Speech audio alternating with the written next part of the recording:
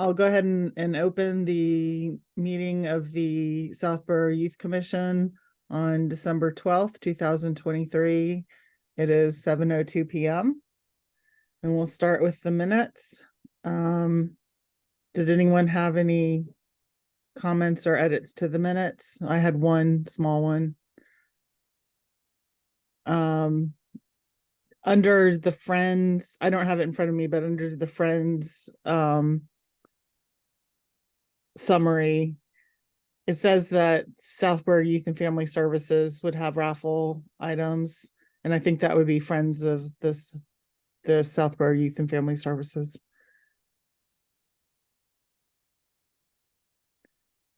Yeah, Friends of the Southborough Youth Commission, right?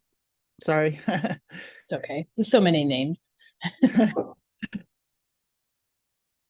And you can also put under A, under the friend update, tickets raised, it just says a $sign. We can put 2,150.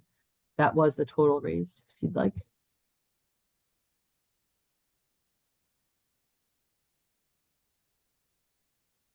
All right. Any other comments? Nope. So that said, do we have a motion for the minutes? I make a motion to approve the minutes for the Southborough Youth Commission for November 14th, 2023. Is there a second? As All right. So we'll do a roll call vote. So Lauren Chioco, Aye. Karen Englam, Aye. Sarah Micas, Aye. Susan Byer, Aye. and Lauren Ritchie, aye. On to the director's report. Sarah. Good evening, everyone. Good evening. So this month was very busy with the Winter Wishes program. We were collecting donations from the community.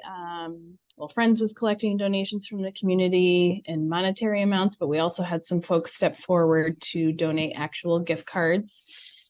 I provided totals for you on the director's report. So in total, we, with the funds that were raised by Friends of the Southborough Youth Commission, we purchased $14,800 in gift cards.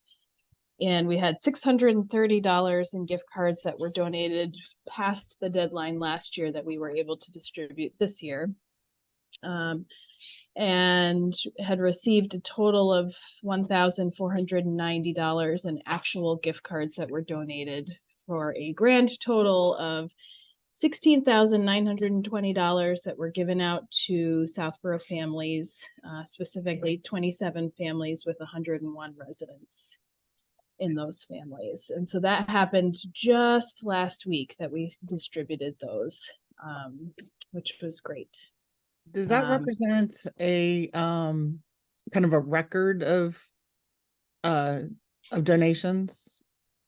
A record level of donations, or so this is the first time, and this is unfortunate, but this is the first time that we're able to capture those numbers, because typically what's happened before is that people have donated actual gift cards.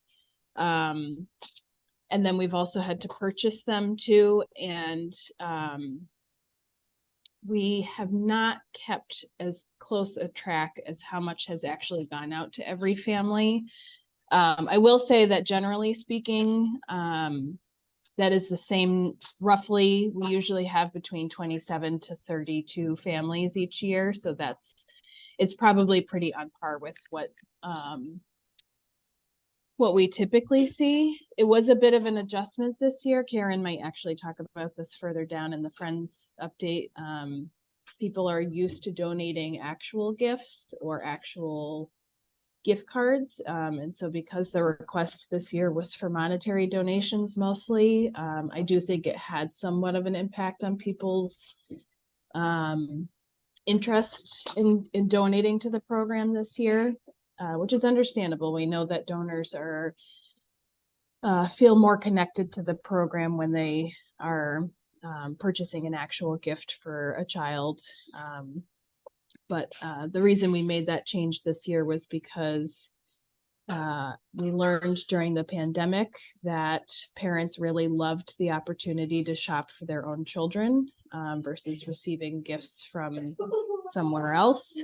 So that was really some insight that we found incredibly valuable, and they asked us to continue offering the program this way. And then the change to monetary donations was really because when we're collecting things from the community, it's a lot of chasing people down for what they promised that they were going to get. And we end up, I think last year we had to distribute things to families 3 different times.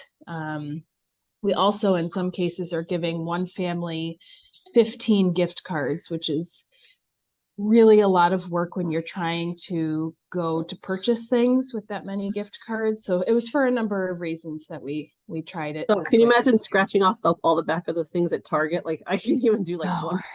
I know it can be kind of a, I mean, everybody's grateful. Nobody ever complains about that, but we understand that that's probably a lot of work for parents to have to manage that many gift cards and keep track of all of their balances and everything. So we were able to shop for gift cards for larger amounts, and so they were only getting 1 or 2 gift cards instead of 15 or more.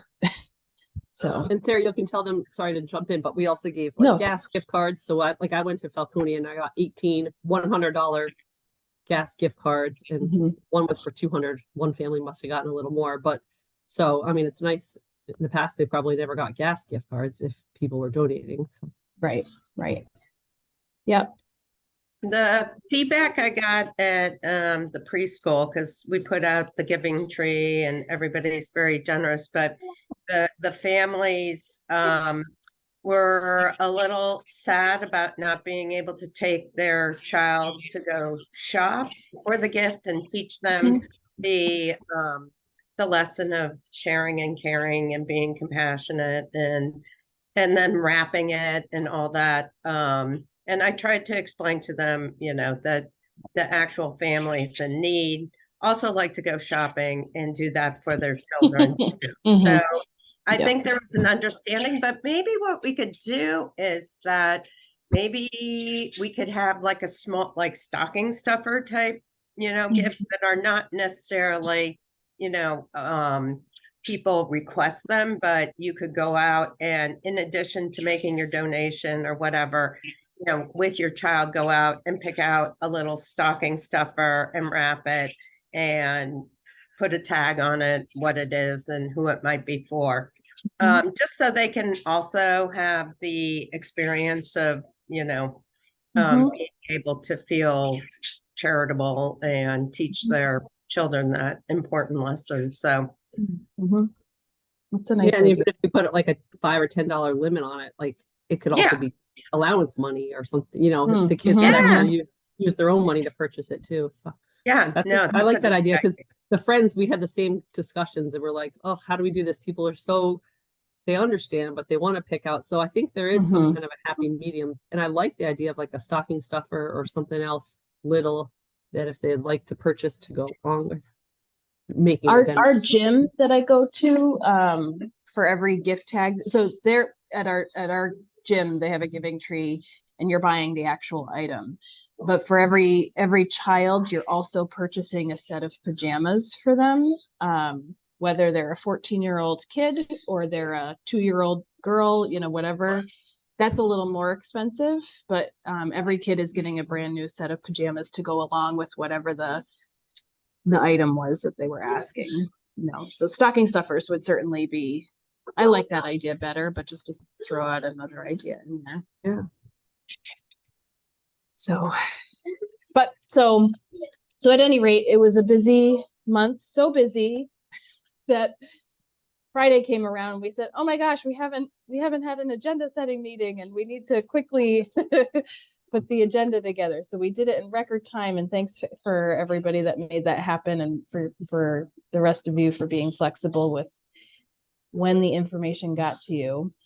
And Sarah, I just wanted to add, I think, do you have the total? I mean, because I know last year's was 600 but we also have several hundred that came in past the deadline that I've been dropping off to Christina. So those are trickling in. So next year, similarly, we will probably have like 600 surplus that we didn't use from this year. Right.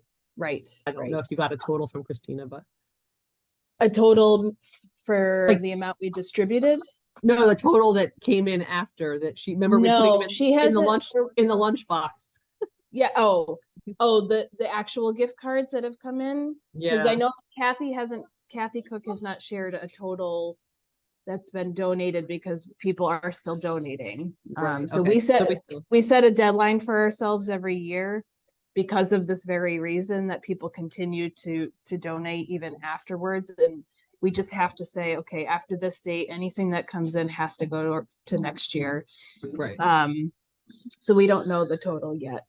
Okay, yeah. As That'll be Karen interesting when pointed out. Kathy- Yeah, Yeah. that'll be interesting when Kathy tells us how much. She Yeah. sits on her phone. She's like cha-ching, cha-ching. She Yeah, gets a Venmo yeah. little notice every time. Yeah, and she tells yeah. So. Yep. I would imagine that'd probably be something that could be reported in January. Yeah. So, let's see. Also this month, I'm excited to share that the Encompass Coalition has, after several rounds of interviews and several candidates, has offered the Drug-Free Communities Grant Coalition Coordinator position to a woman named Emily Flavin. She starts on Monday of next week. We're very excited to have her, and she'll be technically be housed in Northborough, working primarily in Northborough, but she's also going to have some workspace in both the schools and be coming to Southborough regularly for meetings with our department and probably the Board of Health. So that's exciting. And we've just been doing a lot of planning for upcoming events. We have 2 speakers that are coming. Sorry, can you guys hear my children? Do I need to tell them to be quiet? They're being superheroes in the other room. No, they're fine. Okay, good. Let's see. We're planning for 2 speakers, planning for National Day of Unplugging. We're really excited to share that on March 1st, which is National Day of Unplugging. We're going to be co-sponsoring something with Friends of the Southborough Youth Commission, a family karaoke and costume contest, which should be a lot of fun. We have confirmed that we're going to do that at the Finn School in their cafeteria because they have a stage and we can also serve food in there. We have Bright House DJs signed up to help us with that. That's with Mr. Matt Probst and his family. We're also talking a lot about Mental Health Awareness Month, and just as of today, we have a speaker that we're hoping to bring that I recently saw at Massachusetts Municipal Association conference. She was hysterical, very, very funny woman who had a really great message about positive psychology, which I thought would be a really great fit for Mental Health Awareness Month and really for any audience. So hopefully that will be happening. We have to finalize those details. And I forgot to mention we had Mindful Art. I think a couple of you were there for that. I really loved that program. It was really nice to have it be successful. We've had so many things that we've tried to offer over time that just have not, the timing doesn't work, or, people are interested in the subject, but it's just too sensitive. And so this was nice because it was sort of a non-threatening way to engage in self-care, and it was fun, and we had great food. So I think we had 18 participants overall involved in that program. And just for upcoming events, tomorrow night, so at Algonquin, they've been teaching the students a program called Signs of Suicide, to just educate students on, some of the red flags that they might see in others, and how to look out for each other and what to do.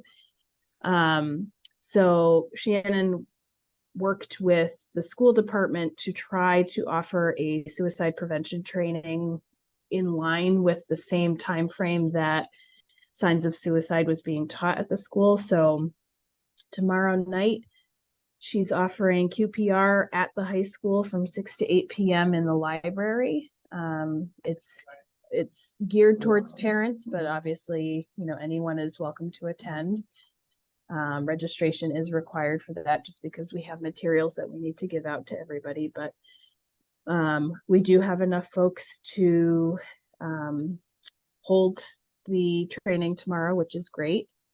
And the superintendent shared it out, and somehow it ended up on the district attorney's newsletter, which was pretty cool. So also happening tomorrow, Shannon's doing outreach at Colonial Gardens, which is neat. And she's doing that alongside the senior center just to try to reach additional members of our community that are sometimes harder to reach. And I'll talk about this more as part of our budget update, but I'm also happening tomorrow. I'm attending an advisory meeting to talk about our FY25 budget request. I think that's it for the director's report. I don't know if there's any questions. Busy month. Mm-hmm. All right. Next on our list is the review of the job descriptions and the edits on the job descriptions. That was a lot of Yes, material. it is a lot of material. So just to give context, as you may all remember, the personnel board had done a salary study that took place over the course of several months. And in doing so, one of the things that was highlighted was that a lot of our job descriptions are not formatted the same, and that we had a lot of job descriptions that were out of date. I'm going to use Shannon's as an example because hers still said that she only worked 19 hours a week, or maybe even less than that. And that was the current job description that was on file. I had gone before the personnel board a long time ago, not the current personnel board, so it was a different makeup of people, to try to update that job description. And what we had put together at the time was not, what's the word? I got a lot of feedback on it that it needed some work, but that essentially that what was recommended to me was that I look at every program coordinator job description in the town and write one job description for every department. That would be a one size fits all. And I didn't feel I had the skills or was equipped to, or had the bandwidth to be able to do that. So it didn't really progress from there. And thus Shannon's job description is still the first one that from when she was initially hired. So at any rate, just really quickly, the way we did this is I met with each staff member. We kind of took a crack at the job description independently, and then we got together and compared notes and made some edits to what you finally see in front of you. And with regard to my job description, Lauren and I did the same thing, took a look at it and compared notes and, made any adjustments needed. And then they were submitted to,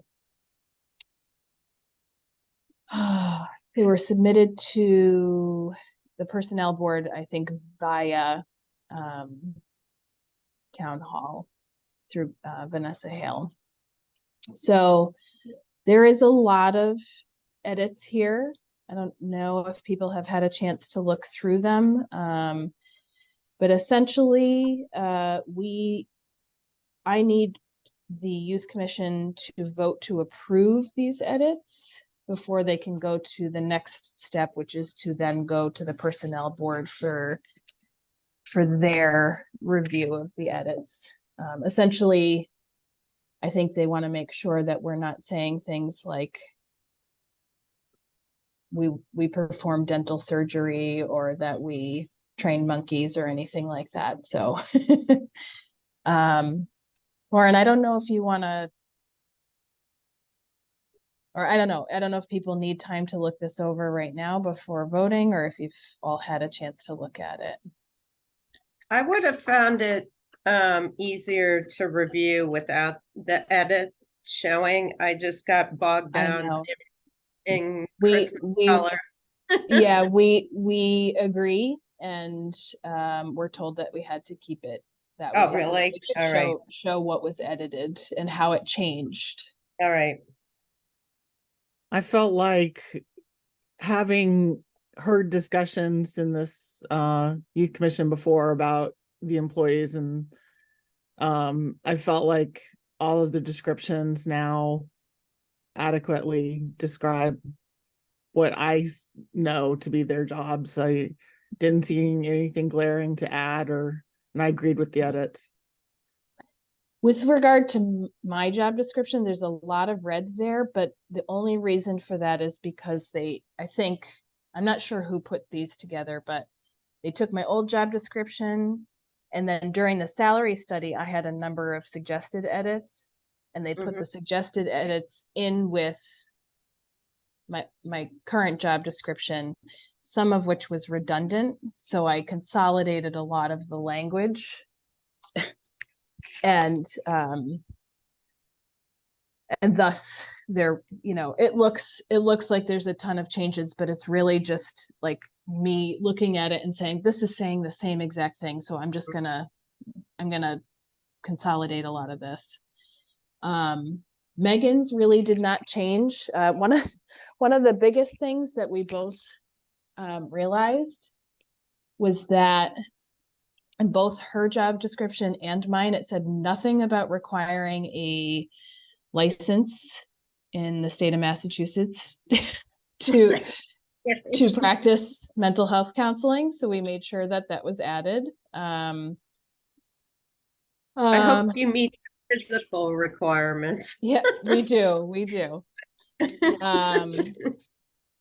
And Christina's actually was the most up to date because they had recently just reclassified her from an administrative assistant to a business administrator. And then Shannon's had the most changes because, she, when she was initially hired, was really focused on the camp scholarship and the holiday giving program, and that's really it, just those two programs. And so her position has evolved a lot over time, and really has become more of like a prevention and outreach coordinator, although we're not changing that title. But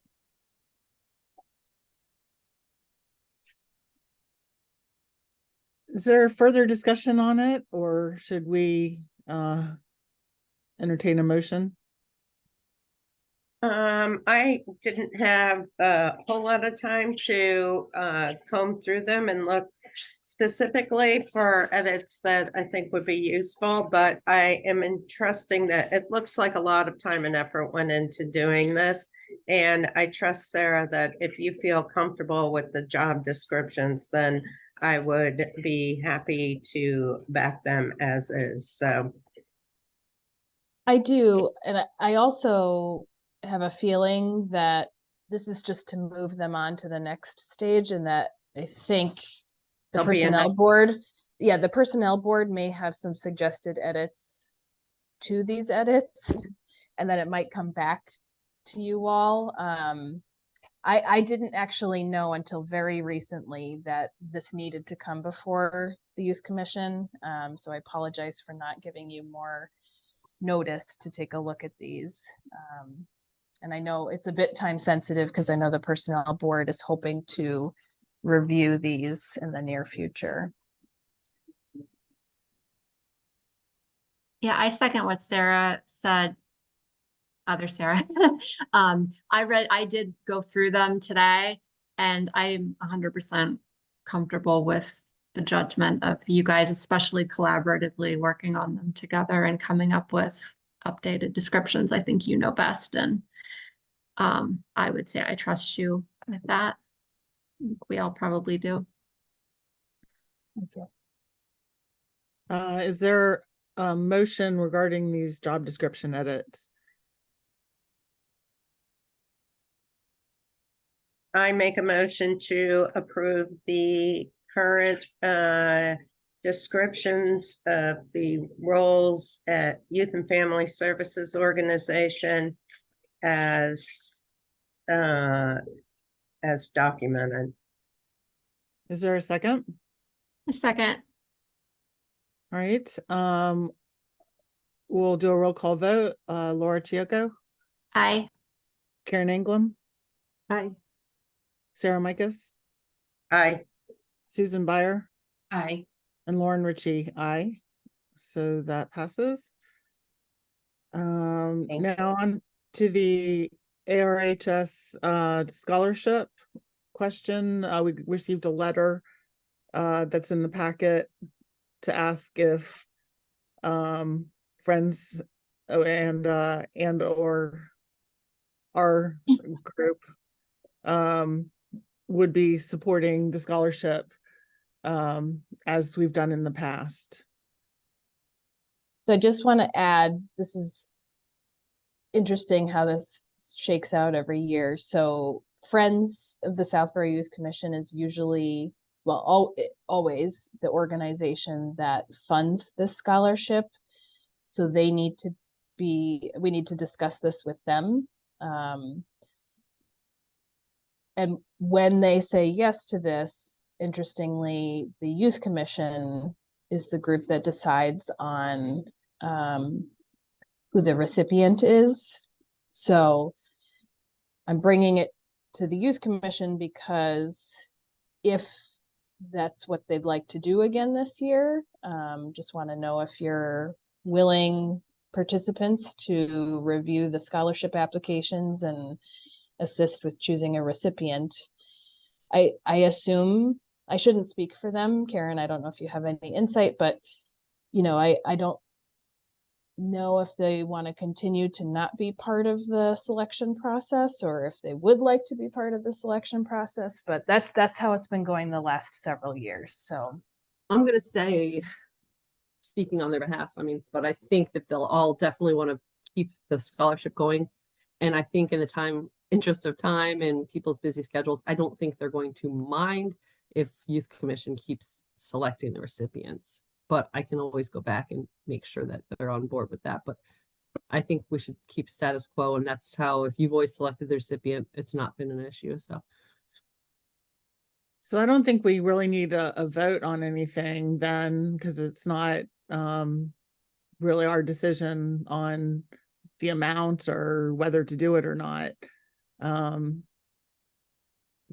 But I think we would be supportive of the idea. And it's Right. $1,000 every. Sarah? it's varied, but the last Oh. few years it's been one recipient for $1,000. Okay.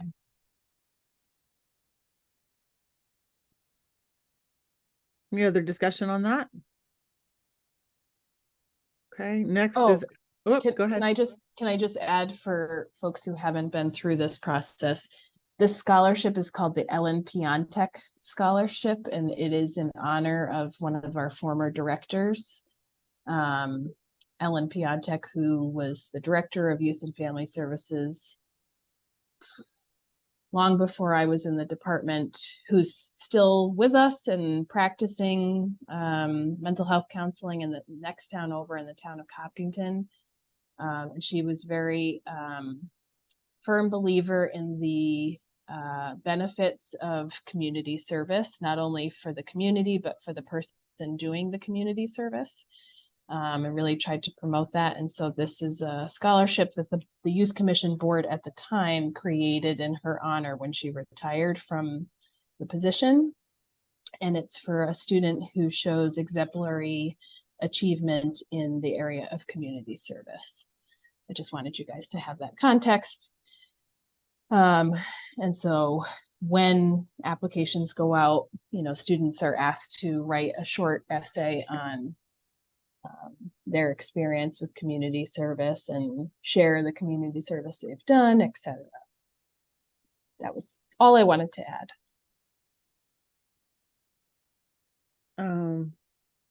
And traditionally, when does this, when would we be evaluating them? It's sometime next year. So senior night is typically in May, early May, so it would probably be at the April meeting. And I think that's when we did this last time, that was when we had our next in-person meeting. So my guess is that the April meeting will be talking about not only this, but also the Laurie Sugarman Whittier Wellness Award, also another honor for a previous director. But both of those things will happen in April, I would guess. Okay, we'll just keep that on our back of our heads. The next is outreach opportunities, which is a standing subject for our meetings, either to review past outreach events or to brainstorm or discuss new outreach events. I don't believe we have any coming up in the next foreseeable month or so. Right. Nothing that we have recruited board member help for. Shannon, as I mentioned, is doing outreach at Colonial Gardens tomorrow. The senior center is hosting a luncheon, and I don't know if she was invited or if she invited herself. Either way, I'm proud of her. And I know she's going. We're going to be giving outreach bags with information about our department, along with some holiday goodies, and just making connections with people, saying hello, being visible in the community. Beyond that, I know I say this every meeting, but January and February become the harder times of year for us to do outreach. There's not as many events happening. So we have some things of our own, as I mentioned, a couple of speakers. So we'll likely have tables. One of those is online, so obviously we're not having a virtual table, but that would be great. That would be interesting, right? Here's a virtual brochure. So we'll have opportunities there, but we like to try to identify other groups that have things going on or other events that we might be able to invite ourselves to see if we can reach some other community members. So I don't know if anybody's aware of anything. I'm trying to think of what the school might have. I'm not aware of anything.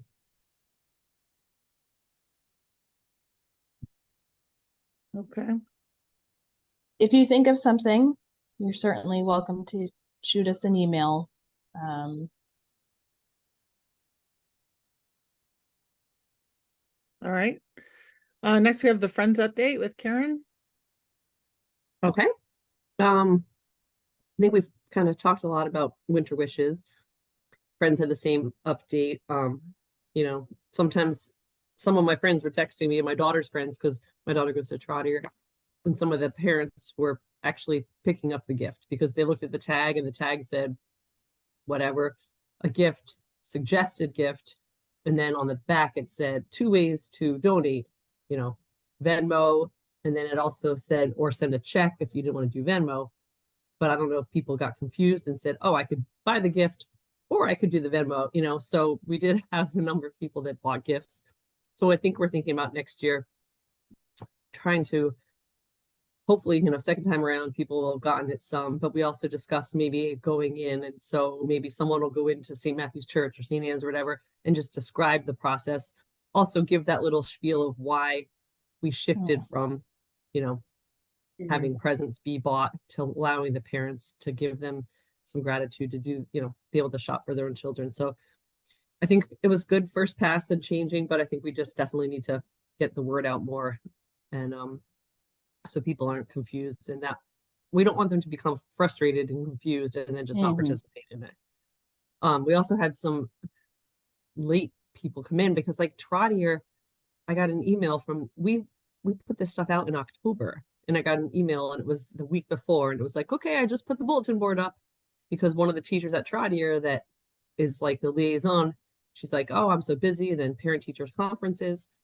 So I mean, we're so obviously appreciative, but some of the people that are liaisons were so busy that we got the stuff out like a week before. So hopefully next year it'll run a little smoother, but we still did make a lot of money and got a lot of donations. So that was great. Our next big fundraiser is going to be, well, Sarah talked about, the March 1st family karaoke. But then we're going to have March Munchie Madness again.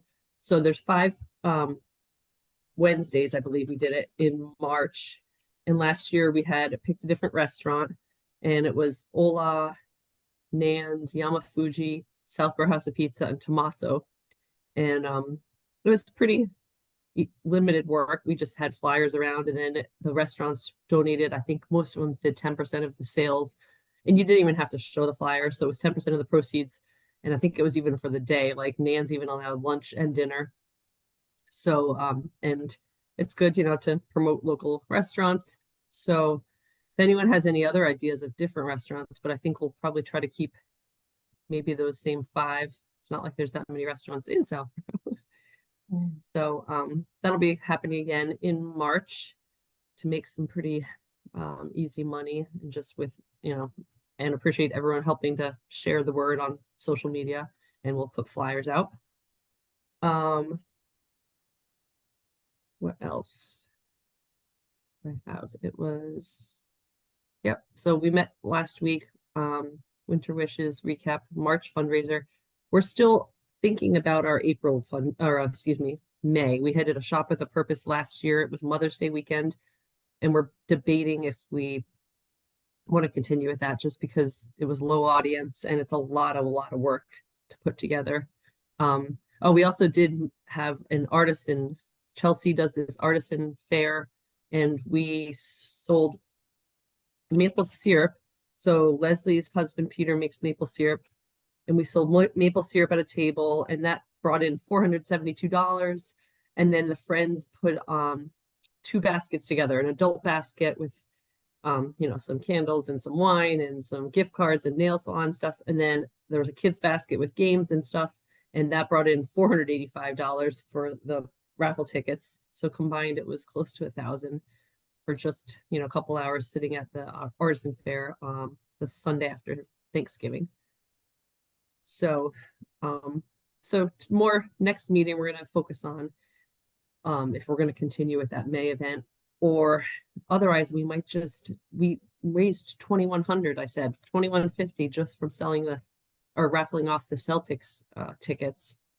So, I mean, for a lot less work, we can raise a lot more money if we get a big ticket item. Kathy had gotten those donated from some generous donor. So if we can get another Red Sox, Celtics concert ticket, something, and do some online. I mean, it's not the drawback is we're not in person, and we're not having an event, and we're not talking and meeting face to face. But if the purpose is to raise up more money, and have less work, that's definitely the way to go. So we're still debating if we're going to have an in-person event in May. And I was just going to say, so one of the conversations we recently had with friends too is that, and actually, I've brought this to the board's attention also, that we at times struggle to get turnout for things. and that sometimes when people place, even if it's a small amount, like $5, sometimes when people invest in something, they are less likely to not to go to that event.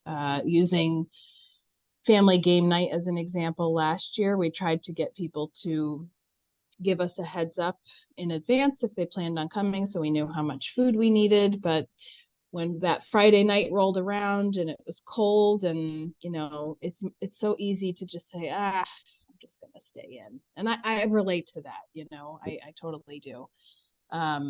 So we used to, years ago, Friends of the Southborough Youth Commission and the department used to co-sponsor events together. The teen centers, for example. I don't know if people remember teen centers, but I know, Sarah, you do. We used to have these 5 events a year at the middle school, where we would have hundreds of middle school students show up. And Friends was right there because it was a ticketed event. Kids had to pay to attend, and then Friends also sold concessions at these events. So it's a perfect example of how the department and Friends can work together. If there's anything monetary involved, that's where Friends would be involved. But they can come or attend any of our events and find ways to fundraise for them too, whether it's making it a ticketed event, which also helps with attendance, or if they're selling concessions at that event, that's another example. So family karaoke night, you think we're going to put a nominal amount to have a yeah, we have to flesh out the details of that, but that's a good example, like if we so that Friends doesn't risk losing money, because that's kind of what happened with family game night, is that we tried to get a commitment from people, just saying, do you plan to come, and how much food are you going to eat, or are you going to eat food, and then Friends purchased pizzas accordingly. But I got way too many pizzas. Yeah, we had a ton of just whole like, pizzas left. take home a Yeah, pizza. everyone who came got a pizza. So, a way to avoid that is to ask, people to register in advance, which was what we used to do with the teen centers, is that we could do pay in advance or pay at the door. So there's some options that we have to work out. But just want to share that that's sort of something that we're re-looking at, to see if, that's another thing that might help Friends out too, in terms of their meeting their fundraising goals. For the camp scholarship program is what's up next. It's on deck. It's crazy to be thinking about camp, but that's even more expensive than the Winter Wishes program is. So it's important to be thinking about ways in which we can fund that program, because it's challenging. And Winter Wishes is really nice, but in the summer months, this is a program that families depend on, because for many of them, they won't be able to work if their kids aren't enrolled in camp somewhere. So I'm sure we'll be talking about that soon.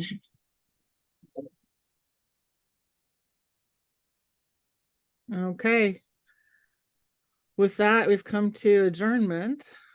And there's really not much to do there except ask for a motion to adjourn. From somebody. Nobody wants to. Everybody wants to stay. I make a motion to adjourn the December 12th, 2023 meeting of the Southborough Youth Commission at 7:46. I'll second. All right, Laura Chioco, Aye. Karen England, Hi. Sarah Micas, Aye. Susan Byer, Aye. and Lauren Ritchie. Aye. Hey, Us. happy holidays, everyone. Exactly. Happy holidays. Holidays to you Happy too. Yeah. January. Aye.